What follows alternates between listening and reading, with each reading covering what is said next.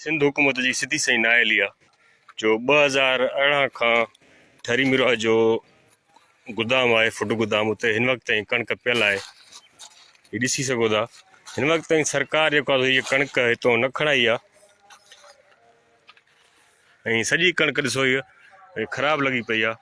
ये आम माण्हू वीचारा अटे लाइ परेशान आहिनि, कणिक लाइ परेशान आहिनि, जॾहिं त हिते ही सूरत हाल आहे त कणिक हिते पई आहे इलाही टाइम अॻु ते पई आहे। 2018 जेको आहे सो इलाही तमामु वॾो अरसो आहे, 4 साल थी विया आहिनि।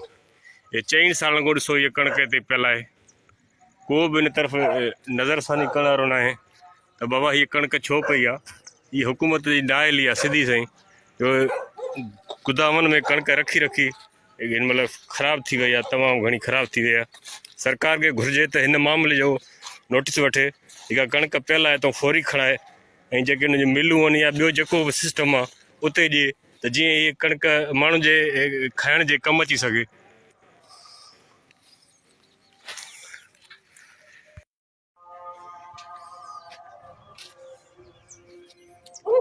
हीअ फूड डिपार्टमेंट सिंध जी नाअहली आहे जो हिन वक़्त ताईं ठरी मिरवा जो गोदाम आहे तालके हेडक्वाटर शहर जो फुड गोदाम आहे, उतो हिन वक़्त ताईं सरकार कणिक न खणी सघी आहे, जंहिं करे ॾिसी रहिया आहियो कणिक तमामु घणी ख़राबु थी वई आहे। हे अनो ॿोटा फाटी पिया आहिनि, हंधो हंधो टुटी विया आहिनि, पर सरकार हिन तरफ़ का नज़र कोन थी करे।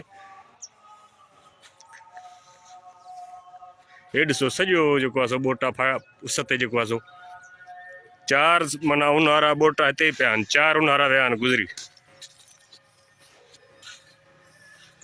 इहो सरकार जो पंहिंजो नुक़सानु आहे जेको हिन वक़्त ताईं कणिक न खई आहे। हे ॾिसो हे घणियूं आहिनि बोरियूं भाऊ हिते? 6860 कटो आहे।